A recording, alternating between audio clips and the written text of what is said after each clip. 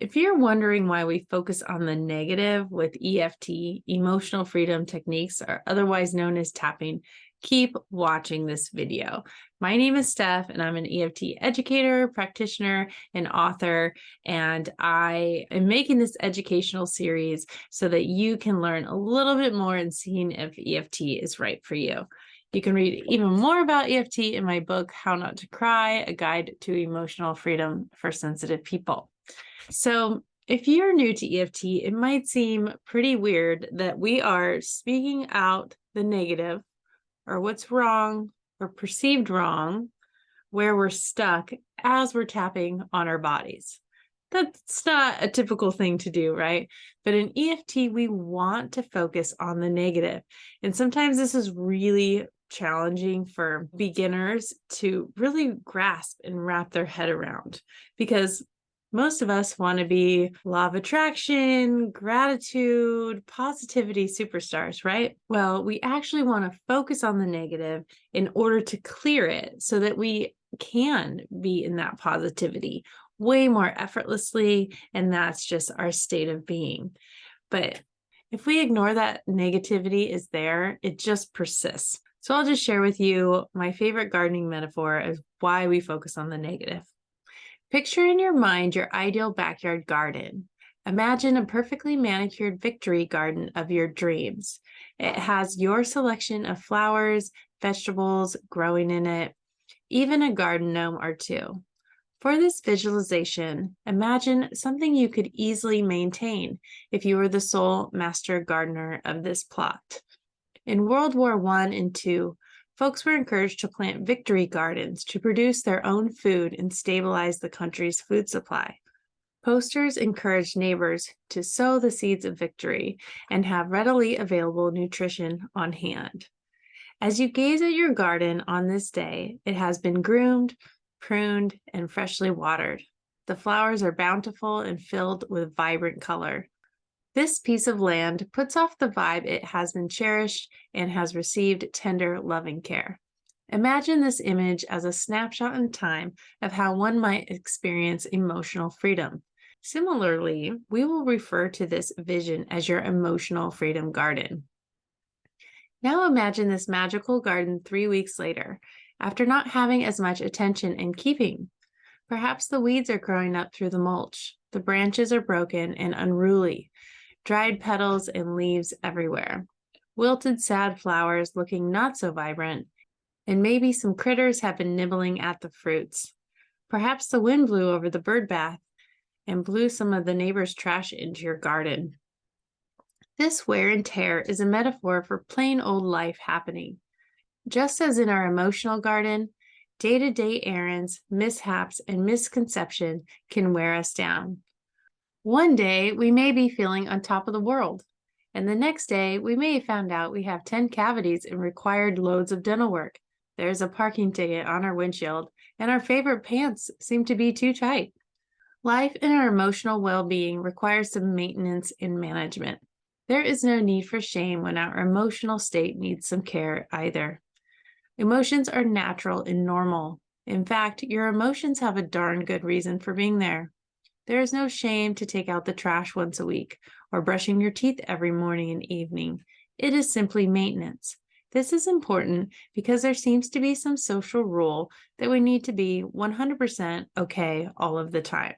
And grace and patience seem to be missing if we are not. What I am proposing is that there is a better way to feel better, freer, and not fight against yourself anymore. There is no need to make yourself wrong for simply feeling and being alive. Because we have tapping, we are able to notice our emotions instead of letting them take over life. Tapping can help us get unstuck. As for what to do with the neighbor's trash that lands in the garden, now we are able to see that there's nothing wrong with us if this happens, but able to take out the metaphorical trash and not take it personally. With tapping, we are able to roll up our sleeves, focus on the negative, and pull out those weeds. And we are able to attend to our emotional garden anytime. This saves us some resentment and grumpiness when our emotional freedom garden is not tended to. If you are willing to focus on the negative, EFT can help you keep your emotional freedom garden groomed, pest-free, and thriving. EFT can help you come to a calm and peaceful place within yourself and therefore within the world. Think for a moment what might be a result of someone not tending to their emotional freedom garden. We may not be getting all the nutrients we need to live a healthy life. Without these self-care practices, we start to lose our life force energy. We start to lean on unhealthy coping mechanisms. We may click into survival mode because of the inevitable yet completely natural messes of modern day life. By focusing on the negative, we are able to clear it out of the system. Think about those weeds. If we clear out all the weeds, the flowers have a chance to flourish. They don't have to fight for space anymore. So I know it's hard to focus on the negative, but it's kind of a free pass if you're complaining, as long as you're tapping, because we're starting to clear our energetic field. In fact, we're so smart, our brains are trained to focus on the negative because we're natural problem solvers. So we want to prevent anything bad from happening to us again, and that's why we end up focusing on the negative. But you can't just ignore it and go, I'm not going to do the weeds. I'm just going to focus on the flowers. That would never really work. So thank goodness we have EFT. One great thing about EFT is you can never get worse. For example, if someone is tapping on their fear of heights, they won't suddenly go up too close to the side of a cliff on a hike and go, oh, and be too risky to go over the edge. It does not remove normal caution. It only removes negativity or problems or worries that are not helping us. Okay, sometimes a little bit of fear is beneficial. Like if we're walking down an alley in the middle of the night and we're scared, that little bit of fear might be helping us keep us safe. We get into trouble when there's too much, when there's an excessive amount of fear. That doesn't really help anyone. That actually shuts down our brain and we go into reaction mode. So when we're focusing on the negative, we're actually intending to release any excessive worry or excessive emotion or excessive disempowering belief that's not helping us.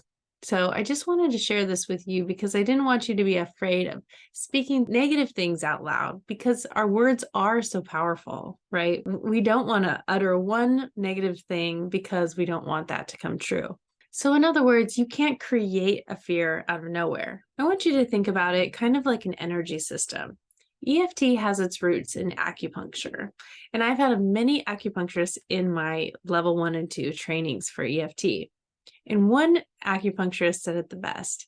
He said it's kind of like a flow of traffic. Sometimes things get clogged and stuck, and we put a needle into that space on the body in order to unblock whatever's blocked and create flow again. So things can just naturally work itself out. So think about we're focusing on that block in order to release it and come back into your flow. There's so much to learn about EFT, but I just wanted to give you this little bit of education so that you do not get weirded out by focusing on the negative, okay?